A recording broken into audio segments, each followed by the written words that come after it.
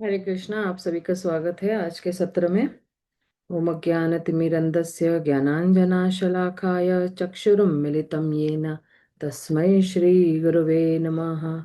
श्रीचैतन्यमनोभीष्टं स्थापितं येन भूतले स्वयं रूप कदा मह्यं ददाति स्वपदान्तिकं। नमो विष्णुपदाय कृष्णपृष्ठाय भूतले श्रीमते भक्तिवेदान्त स्वामिनिति नामिने। नमस्ते सरस्वते देवे गौरवाणी प्रचारिणे निर्विशेष शून्यवादी पाश्चात्यदेशतारिणे वाञ्छाकल्पतरुभ्यश्च कृपा सिन्धुभ्य एव च पतितानं पावनेभ्यो वैष्णवेभ्यो नमो नमः। श्री कृष्णा चैतन्य प्रभु नित्यानंद श्री अद्वैत गदाधर शिवासादि गौर भक्तवृंद। हरे कृष्णा कृष्णा कृष्णा हरे हरे, हरे राम राम राम हरे हरे। तो अभी तक हम लोगों ने जो है कारणोदक्ष विष्णु के बारे में देखा, और कारणोदक्ष विष्णु की जो महिमा है वो भी देखा कि किस तरह से जो है कारणोदक्ष विष्णु दृष्टिपात करते हैं माया पे। और फिर जो है अ, माया के बीज के साथ जो है वो जीवों में जो है वो जान डालते हैं, और किस तरह से जो है इस पूरे ब्रह्मांड की रचना करते हैं। और गर्भोदक्षाई विष्णु के रूप में वो प्रवेश करते हैं। किस तरह से जब भगवान श्वास बाहर छोड़ते हैं तो अनंत कोटि ब्रह्मांडों का निर्माण हो रहा है। और ये जो ब्रह्मांड अनंत कोटि ब्रह्मांड जो है उनके रोम छिद्रों से निर्माण हो रहा है। और किस तरह से जो है बलराम जी जो है वो जो है भगवान के ही जो है विस्तार है। और बलराम जी के विस्तार जो है वो उनके स्वरूप विस्तार जो है वो महाशंकर्षण है, और उनकी जो कला विस्तार है वो कारुण्यक्षय विष्णु है।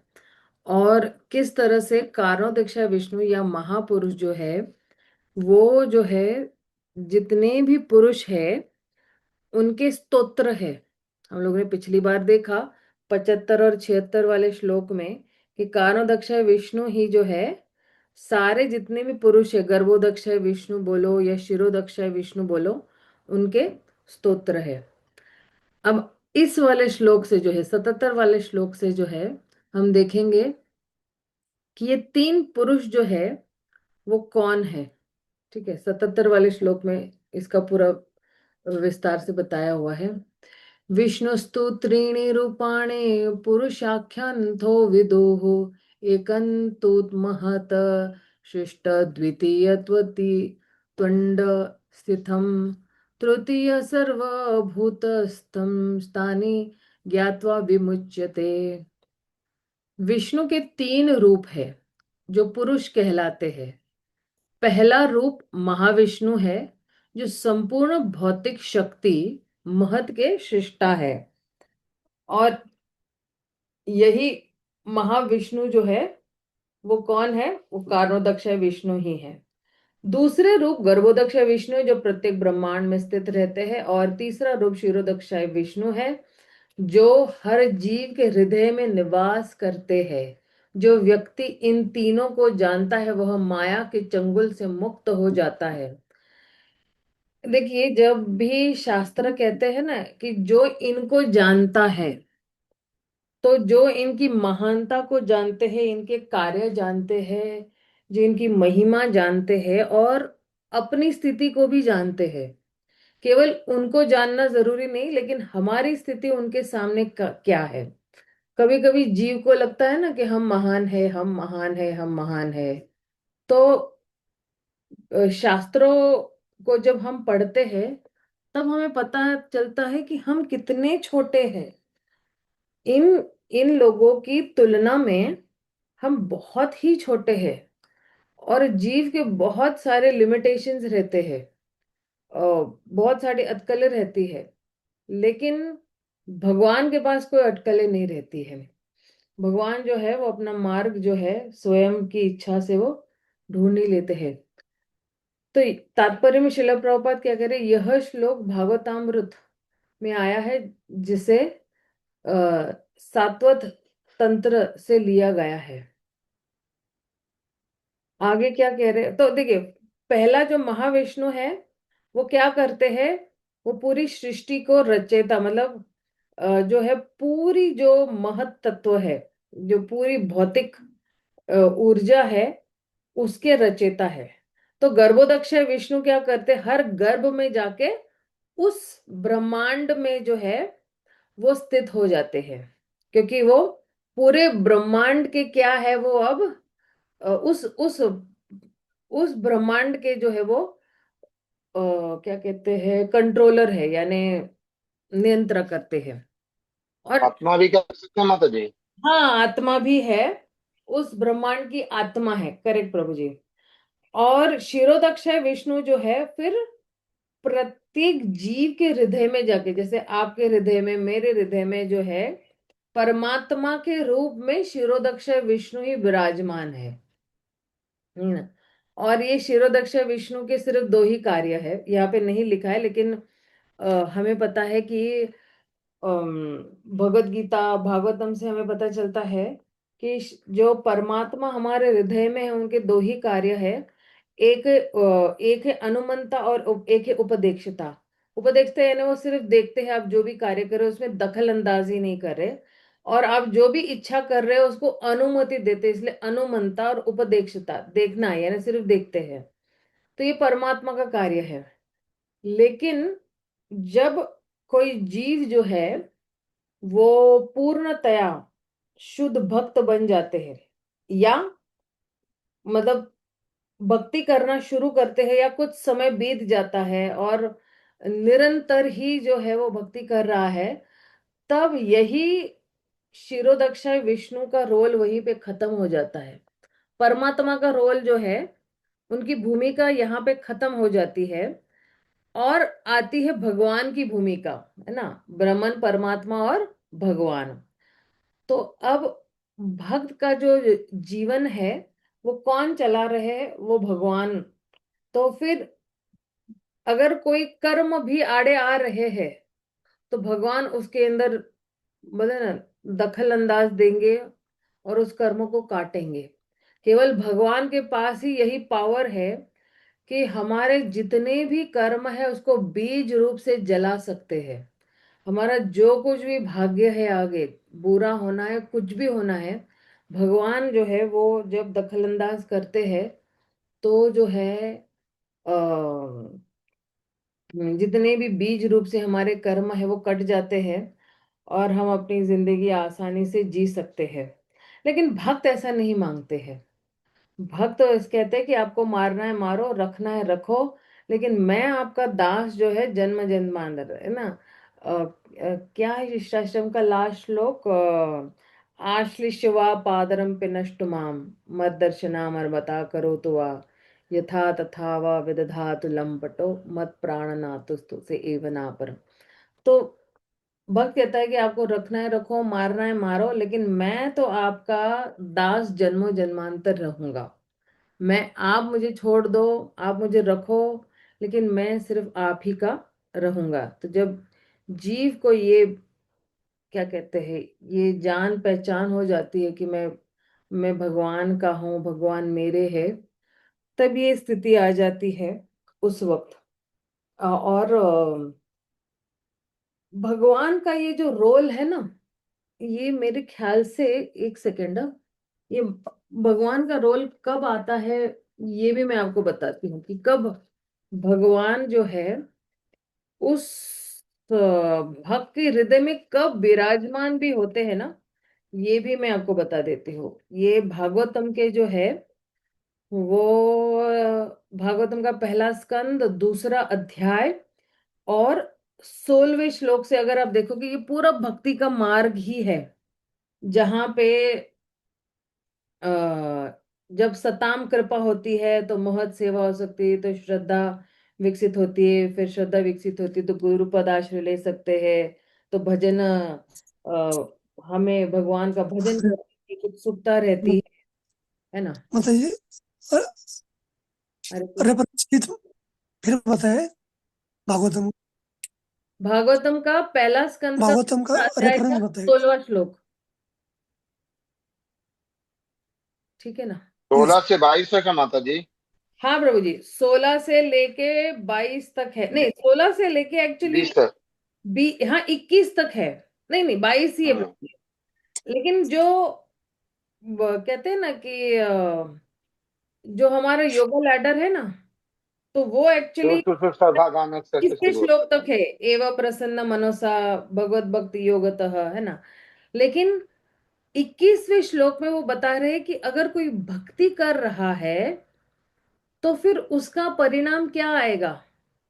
हाँ जी माता जी, ठीक। तो फिर भगवान कहते हैं ना, भिद्यते हृदय ग्रंथि छिंदन्ते सर्व संशय क्षीयन्ते हाँ चास्य जी। कर्माणि दृष्ट एव आत्मनीश्वरे है। तो आ, और फिर जो है, भगवान इस व्यक्ति के हृदय में कब विराजमान होते हैं? तो 70वें श्लोक में कहते हैं, शृण्वता स्व कथा कृष्णा पुण्य श्रवण कीर्तना हृदय अंतस्ति भद्राणि विधुनोति सुहृत सताम। तो जब ये व्यक्ति श्रवण के माध्यम से, है ना, उस शृण्वता स्व कथा कृष्ण पुण्य श्रवण कीर्तना, तो जब इस व्यक्ति को एक उत्कंठता जो है विकसित होती है भगवान का भजन करने, इसलिए इसको भजनेषु स्पृह कहते हैं। भजनेषु स्पृह मतलब क्या? स्पृह यानी क्या? उत्सुकता। भजन करने की उत्सुकता जब उत्पन्न हो जाती है, और ये भजन करने की उत्सुकता कब निर्माण होती है? जब सताम कृपा होती है। सताम कृपा के बाद अगर हम महत कृपा मिलती है, यानी महत की सेवा मिलती है, तो फिर जो है महतों की कृपा भी मिलती है, तो फिर हमें महत की सेवा भी मिलती है, और फिर महत सेवा के माध्यम से हमारे में श्रद्धा जो है वो उत्पन्न होती है। जब श्रद्धा काफी अच्छी तरह से उत्पन्न हो जाती है, तो फिर हमें जो है गुरु पद आश्रय, है ना, कि हम किसी गुरु के पद आश्रय में जाने की कोशिश करते हैं। इसलिए गुरु को एक और शब्द दिया गया है, तीर्थ। तीर्थ यानी क्या? गुरु जो है हर जगह जहां जहां भ्रमण करते हैं, वहां पे वो जगह वो तीर्थ में परिवर्तन कर देते हैं।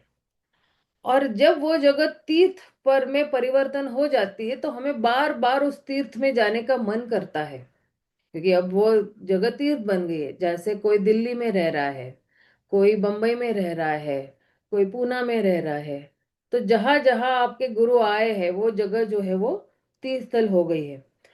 अब जब गुरु ने जो है, गुरु का जब आश्रय मिल जाता है, तो फिर हमें भजन करने की ये जो उत्कंठता है, ये बड़ी तीव्रता से हम दौड़ते हैं भजन करने के लिए, बहुत उत्सुक होते हैं भजन करने के लिए। और फिर बाद में जो है, जब भजन करते करते हमारे में जो कुछ भी अभद्र है, यानी हमारे अनर्थ जो है, वो हम सब खत्म कर सकते हैं। इसलिए तो कहते हैं ना, नष्ट प्रायशु अभद्रेशु नित्यम भागवत सेवया। जितना भी अभद्र है, नित्यम भागवत सेवया करके हमारा अभद्र निकल जाएगा, हमारे अनर्थ निकल जाएंगे। और कह रहे भगवती उत्तम श्लोके। अब भगवती उत्तम श्लोके मतलब क्या? कि जितना जितने भी भागवतम में जो भी श्लोक है, ये उत्तम श्लोक, भगवान का एक नाम उत्तम श्लोक भी है, राइट? तो फिर किसका वर्णन हो रहा है? उस उत्तम श्लोक का वर्णन हो रहा है, उस भगवान का वर्णन हो रहा है। भक्तिर भवती नैष्ट की। और जितना भी हमारे में, जैसे रोज हम भागवतम सुनते हैं और हम भागवतों की सेवा करते हैं, एक है व्यक्ति भागवत और एक है पुस्तक भागवत, है ना? तो इन दोनों की सेवा करने से, मतलब सेवा कैसे? कानों के माध्यम से हो रही है, राइट? इन दोनों की जब सेवा करते हैं, तो फिर नष्ट पराय जो भी हमारे जीवन में अभद्र है, वो सारा कुछ नष्ट हो जाता है। तो हमारे जितने भी अनर्थ है वो नष्ट हो जाते हैं। जैसे ना, कल एक है हमारी बच्ची मुझे पूछ रही थी कि माता जी, कई लोग इतना अच्छा भक्ति कर रहे, हमसे भी अच्छा भक्ति कर रहे, लेकिन उनके जीवन में जो है इतने कष्ट अभी भी क्यों है? परिवारजनों से कष्ट है उनको, बाहर के लोगों से इतना कष्ट है। तो ये कष्ट क्यों है? ये कष्ट क्या भगवान आसानी से ये कष्ट नहीं दूर कर सकते? वो तो कितना अच्छा भक्त है। तब मेरा उत्तर एक्चुअली यही है कि जब व्यक्ति बहुत तीव्रता से भक्ति करता है, उत्कंठता से भक्ति करता है, तो भगवान कंट्रोल ले लेते हैं। अब ये भगवान स्वतंत्र है कि उस बच्चे के जीवन से कष्ट दूर करना है या नहीं करना है, ये भगवान पे डिपेंडेंट है। हो सकता है कि चलो अभी आपको पता ही है कि भगवान एक सेकंड में सारे दुख दूर कर सकते हैं हमारे, राइट? लेकिन हो सकता है कि भगवान चाहते कि ये और स्ट्रांग हो जाए, ये और शक्तिशाली हो जाए अपनी भक्ति में, ताकि फिर ये अपने अगले पथ पे डगमगाए नहीं, भक्ति के पथ पे। कभी कभी क्या होगा, आपके पास बहुत कष्ट है और भगवान को बहुत दया आ गई, चलो, और भगवान ने यूं ही आपके सारे कष्ट है ना गायब कर दिए। लेकिन फिर होता होता क्या है, व्यक्ति बड़ा आलसी बन जाता है भक्ति में बाद में, कि अरे देखो देखो मेरा तो सब कष्ट वैसे ही सब दूर हो रहे हैं, तो मुझे ज्यादा भक्ति करने की क्या जरूरत है। तो वो लटकते रहता है बीच में, कभी करता है कभी नहीं करता है, वो मूडी हो जाता है। लेकिन लंबी रेस का घोड़ा बनाने के लिए भगवान नहीं चाहते कि हम इसी जन्म में भक्ति करें। भगवान चाहते कि इसके बाद भी हम जो है भगवान की सेवा करते रहे, ताकि हम फिर से इस भौतिक संसार में ना आए। इसलिए थोड़े लंबे समय का जो है कष्ट देते हैं, या हमारे कर्मों के हिसाब से भी। मैं वो भी बता रही थी उसको कि हमें नहीं पता ना कि किस व्यक्ति ने कौन से पिछले जन्म में कर्म किए कि अभी तक वो धुले नहीं है, या वो कर्म कटे नहीं है, कि बहुत भीषण कर्म किए हैं।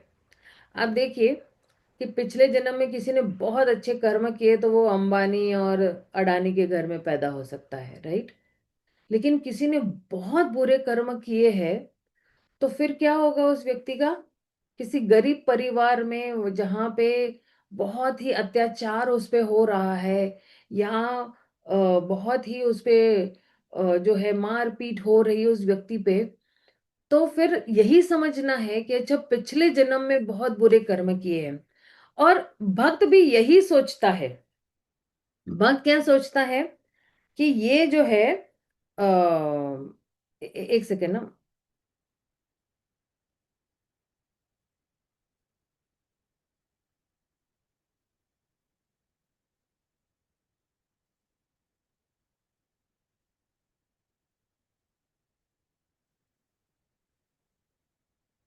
एक सेकेंड।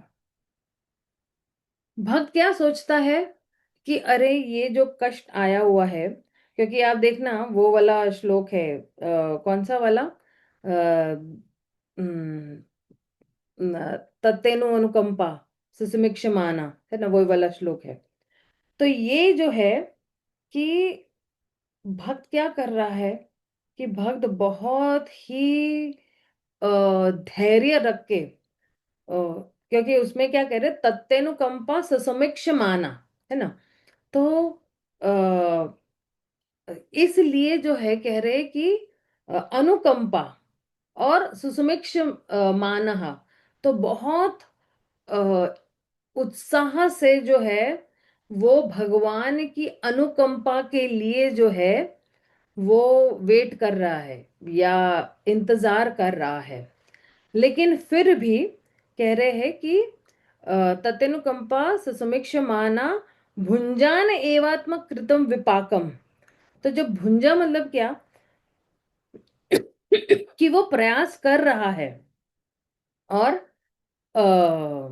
उसने जो कुछ भी आत्मकृतम किए हैं, उसने खुद ही वो जो है विपाकम किए हैं, वो जो है उसके लिए जो है वो क्या कर रहा है, वो वो उस कृपा के लिए जो है वो इंतजार कर रहा है।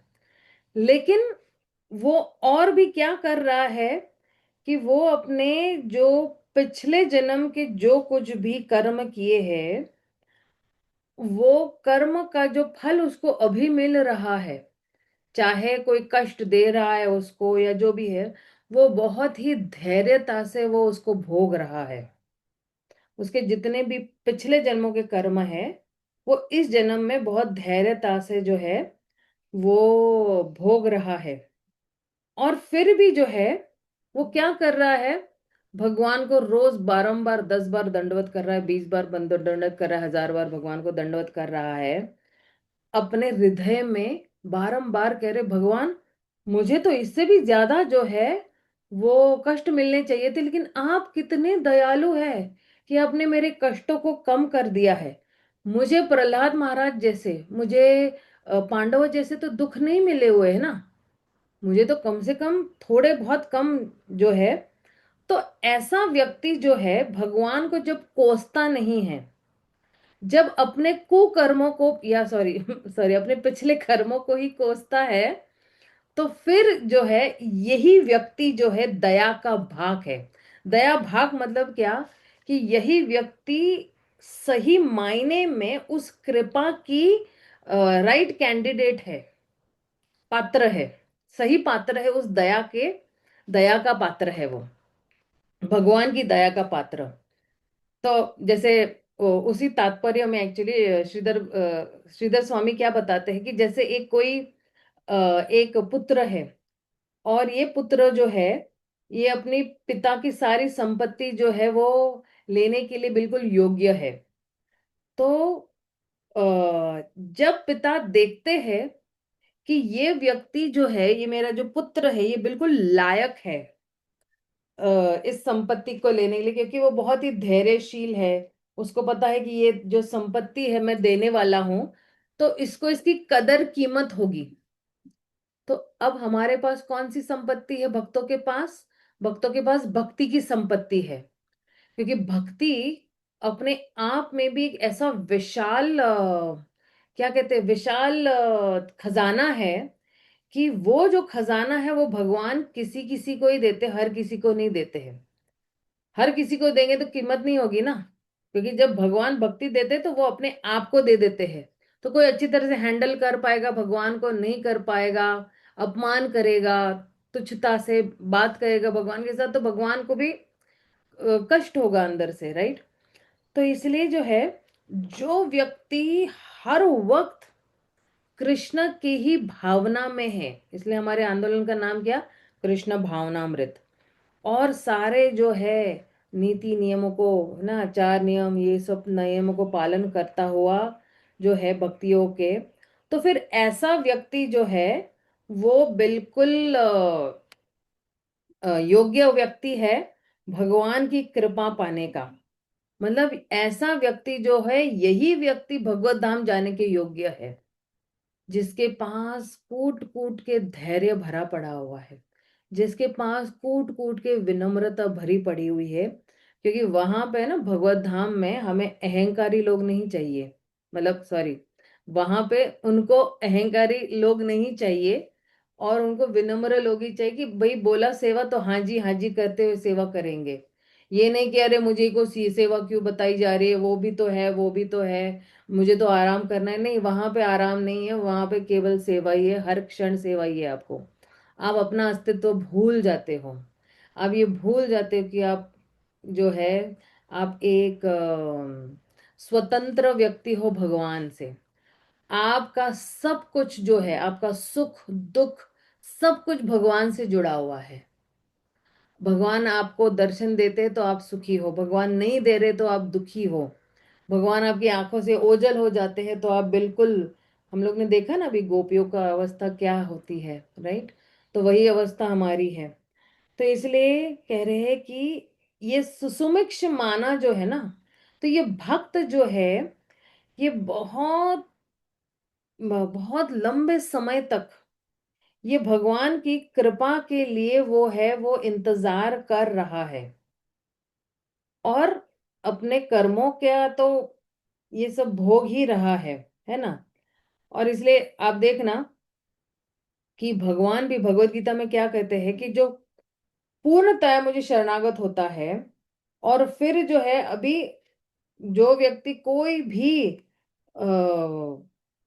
कोई भी कर्म करने के लिए अब जो है योग्य नहीं है, मतलब कोई भी कर्म के फल को भोगने के लिए अभी वो योग्य नहीं है, फिर ऐसा व्यक्ति जो है आ जाता है भगवत धाम। क्यों? क्योंकि उस व्यक्ति का जो मन है ना, जो कभी कभी क्या होता है ना, उस ये भक्त जो है, उसका मन फिर भी जो है, उसने अभी किसी किसी को ना पाप कार्य करने की आदत हो जाती है, तो फिर भी उसके कुछ कण रह जाते हैं, राइट। उसकी जो वृत्ति रह जाती है, उसने जो पहले पाप किए। तो भगवान जो है, वो जो थोड़ा थोड़ा जो रह जाता है ना, इसलिए कह रहे हैं ना कि यहाँ पे नष्ट प्रायेषु अभद्रेषु नित्यम भागवत, या शृण्वता स्वकथा कृष्णा पुण्य श्रवण कीर्तना हृदयंतोस्तिय भद्राणी। भगवान क्या करते हैं कि वो सारा कुछ जो है वो निकाल देते हैं, जो उसकी भोग करने की जो वृत्ति है वो निकालते हैं। अच्छा, अब भोग करने की वृत्ति भगवान कैसे निकालते हैं? तो उसको जो है थोड़ा थोड़ा दंड देकर, और जो है, और ये जो दंड देना है ना, ये दंड देना ऐसा लगेगा कि अच्छा, इस व्यक्ति के जो है पाप कर्म कट रहे हैं। जैसे लग रहा होगा कि अरे, ये ना, इसको ये कष्ट मिला, अभी इसके पाप कर्म कट रहे हैं, लेकिन एक्चुअली भगवान खुद दंड देते हैं। और अब देखना, ये पूरी सृष्टि बनाई गई है ना इसलिए कि हम जो है रेक्टिफाई करें, हमारे जो है हमारी भोग करने की वृत्ति को हम सुधारें, राइट। और इसलिए जो है ये दंड दिए जाते हैं जीवात्माओं को। तो कोई बोलेगा, अरे भक्ति में आने के बाद भी इतने सारे जो है हमें दंड मिल रहे हैं, कोई हमें मार रहा है, पीट रहा है, कोई हमें कष्ट दे रहा है, कोई हमारी धन दौलत छीन रहा है, हम भिखारी हो गए, कोई हमें छल कर रहा है, और हम भोले भाले लोग, हमें कोई छल कर रहा है। तो आप यही सोचिए कि भगवान जो है हमें दंड दे रहे हैं। और ये दंड क्यों आ रहा है? ताकि जो है हम भगवान के और निकट हो। हालांकि देखिए, एक्चुअली भक्त तो एक्चुअली शरणागत ही होता है, पूर्णतया समर्पित होता है। लेकिन भगवान चाहते कि जब तक वो 100% बिल्कुल परफेक्ट ना हो जाए, और इसकी जो भोग करने की वृत्ति एकदम जीरो, जीरो से भी नीचे ना हो जाए, तब तक जो है भगवान थोड़े कष्ट देते ही रहेंगे। उसकी जो भोग करने की वृत्ति है उसको पूर्णतया खत्म कर देंगे। तो अब ये जो कष्ट है ना, अगर कोई एक भक्त भोग रहा है, तो ये उसका कर्मों का रिएक्शन नहीं है, या कर्मों का फल नहीं है। लेकिन हम यही समझते हैं, मतलब ये तात्पर्य में, उस तात्पर्य में कहा गया है कि भगवान की ये विशेष कृपा है, भगवान की ये विशेष कृपा है, ताकि जो है उसको इस भौतिक संसार से नीरसता जब भी मिलती है, या वो नीरस हो जाएगा, तब उसे भगवत धाम जाने का मन करेगा, और फिर वो भगवत धाम लौट जाएगा। इसलिए ये जो प्रामाणिक भक्त है, ये इच्छा करता है कि मुझे भगवत धाम जाना है, और इसलिए वो जो है भगवान ने जो कुछ भी उसको पनिशमेंट दे रहे हैं, दंड दे रहे हैं, वो बड़े हंसते हंसते स्वीकार कर रहा है, भगवान को दंडवत करते हुए अपने हृदय में, अपने शब्दों से, अपने शरीर से। और ऐसा जो प्रामाणिक भक्त है या भगवान का दास है, और जो भी कष्ट है, छोटे बड़े कष्ट जो है वो भोग रहा है, या उसका दंड भोग रहा है, वो किस लिए दंड भोग रहा है? कि एक दिन मुझे भगवान का संग मिलेगा। तो ऐसा व्यक्ति जो है वो उस राजा के पुत्र की तरह है। वो बिल्कुल जो है दया भाग हो जाता है, मतलब वो बिल्कुल योग्य पात्र है भगवत धाम जाने के लिए। तो कहते हैं ना कि कोई सूर्य को जो है वो बहुत सहजता से नहीं मिल सकता है, उसको क्या बनना पड़ेगा? अग्नि बनना पड़ेगा, तब जाके वो सूर्य को जाके मिल सकता है। तो उसी तरह जो है, भगवान को हम नहीं मिल सकते हैं जब तक हम पूर्णतया शुद्ध नहीं हो जाते हैं। जैसे भगवान शुद्ध है, तो हमें भी वैसा ही शुद्ध बनना पड़ेगा ना। और फिर कभी कभी शुद्ध बनने के लिए फिर हमें अ, अग्नि परीक्षाएं भी देनी पड़ती है। अग्नि परीक्षाएं मतलब कि हमारे पे कोई भी कष्ट आए, कुछ भी आए, भगवान किस तरह से हमारी परीक्षा लेंगे हमें पता नहीं है। तो वो परीक्षाओं को पास कर करके ही हम जो है, एक्चुअली एक्चुअली वो परीक्षा क्या है, हमारे लिए वो ट्रीटमेंट है, हमारे लिए वो उपचार है। भगवान हमारा उपचार कर रहे हैं उन दंडों को देकर। हमें जो भी दंड हमें दे रहे वो हमारा उपचार हो रहा है, यही समझना चाहिए कि मैं जो हूँ, मैं मरीज हूँ और भगवान दंड दे दे के मेरा उपचार कर रहे हैं। नहीं, और सोचिए ये दंड कौन दे रहा है? ये भगवान स्वयं दे रहे, परमात्मा नहीं दे रहे हैं। ये दंड जो है वो भगवान स्वयं दे रहे हैं हमें ये दंड। तो इसलिए शुरू हुआ था हमारा परमात्मा से कि किस तरह से परमात्मा का रोल हमारे जीवन में से हटकर भगवान का रोल आ जाता है। तो इस तरह से ये व्यक्ति जो है वो पूर्णतया जो है भगवान का दया के पात्र बन जाता है और वही व्यक्ति भगवत धाम जा सकता है। आइए हम लोग जरा अगला वाला श्लोक ले लेते हैं। हरे कृष्णा माता जी। हाँ, हरे कृष्ण प्रभु जी। माता जी, आप जो बता रहे थे कि भगवान जो प्रकट हो जाते हैं, मतलब जो सर्वतम सौ कथा पुण्य श्रवण कीर्तन में ना, हम्म। तो माता जी, ये कहा जाता है कि जब पूरी तरह आदमी के हृदय जब साफ हो जाता है तो भगवान प्रकट होते हैं। तो इसको हम कैसे समझें? उसके बाद भी ये अनर्थ निवृत्ति वगैरह होती है? आ, ये अनर्थों की निवृत्ति नहीं होती, लेकिन भगवान उस व्यक्ति को इस्तेमाल करते हैं जग को बताने के लिए। जैसे पांडवों को भगवान ने इस्तेमाल किया ना, बताने के लिए पूरे जग को कि अगर आप मेरे क्या कहते हैं रिश्तेदार भी हो, तभी भी मैं आपके साथ जो है कुछ भी कर सकता हूँ। अगर भगवान के सबसे निकटतम व्यक्ति को इतने सारे कष्ट कष्ट उठाने भोगने पड़ते पड़ रहे हैं, है ना, तो फिर मेरा भक्त बनना इतना आसान नहीं है। मैं आपको किसी भी तरह से इस्तेमाल कर सकता हूँ। मारो भी राखो भी जो इच्छा तो मारो। नहीं, तो किसी भी तरह से मैं आपको इस्तेमाल कर सकता हूँ। तो उसके लिए आपको रेडी रहना है। तो भगवान का रोल जब हमारे जीवन में आता है, भगवान इंचार्ज हो जाते हैं हमारे जीवन के। फिर भगवान जैसे भी हमें रखेंगे हमें रहना पड़ेगा कि हैं। यानी भजन की स्प्रिया हो जाएगी तो भगवान हृदय में आ जाते भगवान हृदय में देखो, ये भक्त को अपने आप ही पता चल जाता है, वो सिग्नल मिल हैं। जाता है उसका कि भगवान जब मेरे हृदय में विराजमान हो गए हैं। तो जब भगवान विराजमान हो जाते हैं तो उस व्यक्ति को तुरंत ही पता चलता है कि अब मुझे कैसे कार्य करने हैं। मुझे भगवान के इशारों पर ही नाचना है। अब मैं भगवान के हाथ की कठपुतली हूँ, भगवान जैसा नचाना चाहेंगे मैं वैसे नाचूंगा। नहीं, तो इस तरह से जो है ये जो भजन तो करता ही रहेगा। मैंने पहले भी बताया था ये कि मतलब हमें भी पता है कि हमारा साधन और साध्य एक ही है, कि यहाँ पे भी श्रवणम कीर्तनम विष्णु, वहां पे भी श्रवणम कीर्तनम विष्णु स्मरणम है। राइट। तो भजन करना भक्त नहीं भूलेगा, भगवान का सिमरन करना भगवान भक्त नहीं भूलेगा। तो यहाँ पे अगर भक्त सिमरन कर रहा है तो वहां से भी भगवान कर रहे हैं ना सिमरन उसका। लेकिन किस तरह से हमें इस्तेमाल करेंगे भगवान, क्योंकि हम तो उनकी प्रॉपर्टी है। भगवान जैसा हमें रखना चाहे वैसे रहेंगे हम लोग। राइट। तो हम उनकी प्रॉपर्टी है। तो मालिक जैसे हमें इस्तेमाल करना चाहे तो इस तरह से मालिक हमें इस्तेमाल कर सकते हैं। तो ये जब हम कहते हैं ना शृण्वता स्वकथा कृष्णा, तो भगवान की यही योजना है कि जब इसका हृदय साफ हो जाएगा, जब इसके अनर्थ कट जाएंगे, तभी ये बहुत अच्छी तरह से भक्ति कर पाएगा।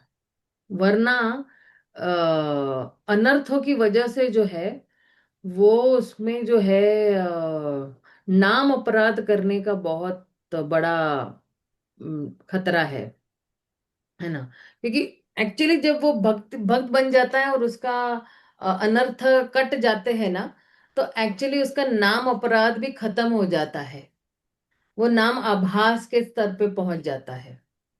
अनर्थों का कटना मतलब ही नाम अपराध जो है, नाम अपराध के स्तर से हम जो है वो नाम आभास के स्तर पर पहुंच जाते हैं। फिर जब ये निष्ठा, रुचि, आसक्ति, रति, तो ये जो है ये नाम आभास के स्टेजेस पर है। और फिर प्रेम मतलब क्या? शुद्ध नाम। और शुद्ध नाम जब लेगा तो फिर उसको प्रेम जागृत हो जाएगा। लेकिन तब तक उसको इन पड़ावों को पार करना ही पड़ेगा उस तक। और फिर जैसे ही प्रेम उमड़ के आता है तो फिर जो है क्योंकि भक्ति एक विज्ञान है, राइट? तो फिर वो अनुभव करने लगेगा। क्योंकि जब प्रेम के स्तर पर पहुंचने के बाद प्रेम तक रुक नहीं जाएगा वो, उसके बाद उसके पास बहुत सारे प्रेम के पीछे पीछे बहुत सारे साक्षात्कार भी आना शुरू हो जाते हैं। और उसके पास हरेर, क्या बोले, हरेर माधुर्य अनुभव होगा। मतलब क्या? उसके पास भगवान की, डायरेक्ट भगवान हरि की डायरेक्ट मधुरता का अनुभव मिल जाएगा। हरेर माधुर्य अनुभव हो जाएगा। तो आप देखना, ये जितने भी 14 स्तर है ना, जैसे महत सेवा, सॉरी, महत कृपा जब होती है, या सताम कृपा होती है, तो महत सेवा हो सकती है, श्रद्धा है, फिर गुरु परदाश्रय है, भजन है, फिर भक्ति का उदय होना शुरू हो जाते, भक्तिर भवती नैष्टकी, फिर अनर्थ, फिर निष्ठा, फिर रुचि, ये सब। तो ये जो है श्री विश्वनाथ चक्रवर्ती ठाकुर ने ही एक्चुअली इसकी टीका लिखी हुई है। मतलब अगर हम सारार्थ दार्शनी में देखेंगे तो ये 9 जो स्तर है, तो ये जो थे, ये आ, किसके इसमें थे, लाइफ में थे, किसकी जिंदगी में थे? हाँ, नारद मुनि। नारद मुनि के जीवन में भी ये 9 स्तर आए हुए हैं। इसलिए भागवतम के जो, अब आप पढ़ोगे ना, पहले अध्याय का पांचवा, पहले स्कंद का पांचवा अध्याय, तो नारद मुनि के पास, अगर एक सेकेंड ना, क्या था वो श्लोका? पहले अध्याय का पहले स्कंद का पांचवें अध्याय में से 24 से लेके 31 श्लोक तक आप पढ़ना। 1.5.24 टू 31 आप पढ़ना। तो ये सारे 9 स्तर जो है ये नारद मुनि के जीवन में भी आए हुए हैं, ये 9 स्तर, कि किस तरह से उनको सताम कृपा मिली। और फिर क्योंकि उस वक्त तो छोटे बालक थे नारद मुनि। तो ये जो है, ये मतलब कैसे ना, टेस्टमनी है। टेस्टमनी मतलब क्या? ये उदाहरण दे रहे भगवान अपने भक्त के जीवन के माध्यम से, कि देखो, इतना छोटा बालक भी जो है जो है भगवान का भक्त बन सकता है। और इसलिए जो है ये जो साधना भक्ति है, साधना भक्ति में वैसे तो एक्चुअली कोई परेशानी है ही नहीं, हमारा मन ही सबसे बड़ा हमारा अटकल लगाता है। और जितने भी योगी है जो भक्ति कर रहे हैं या उन्होंने भगवान की सेवा करते, तो वो लोग जो है इस साधना भक्ति में बड़ा आनंद महसूस करते हैं। वो क्या वाला श्लोक है? अम, अतो वै कवयो नित्यं भक्तिं परमाय मूढ़ा वासुदेव भगवती कुर्वन्ति आत्म प्रसादिनम। आत्म प्रसादिनम, वो बिल्कुल अपने हृदय में आनंद की अनुभूति कर रहे हैं। तो इसलिए जो है ये भक्ति का ये जो मार्ग है ये बहुत ही सुंदर मार्ग है। और इसलिए केवल भगवान कृष्ण की ही भक्ति करना बहुत जरूरी है। क्योंकि अ, सार तो कौन है? भगवान ही है ना। इसलिए तो भागवतम के उसमें कह रहे हैं ना, वासुदेव परा वेदा, वासुदेव परा मखा, परा योगा, वासुदेव परम ज्ञानम, परम तपम, परो धर्मो। ठीक है ना? तो चलो जरा अगले वाले श्लोक पे जाते हैं। फिर क्या कह रहे हैं कि यद्यपि कहिए तार कृष्णेर कला करी, मत्स्य कूर्मा अवतारे रति हो अवतारी। यद्यपि कारणोदक्ष विष्णु को भगवान कृष्ण की कला कहा जाता है, किंतु वे मत्स्य, कूर्म तथा अन्य अवतारों के उद्गम है। भगवान एते चांस कला पुंसा कृष्णास्तु भगवान स्वयं इंद्रियारी व्याकुलम लोकम हृदयंती युगे युगे।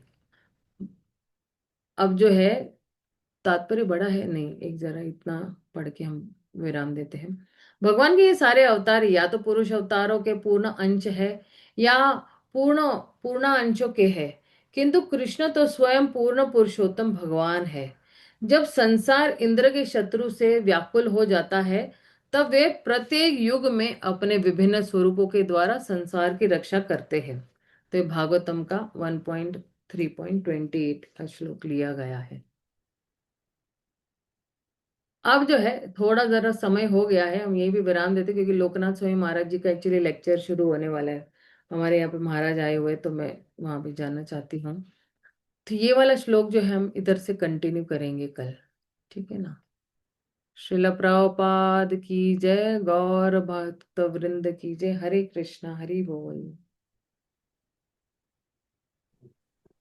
हरे कृष्णा। दंडवत माता जी। दंड प्रणाम माता जी, दंड प्रणाम।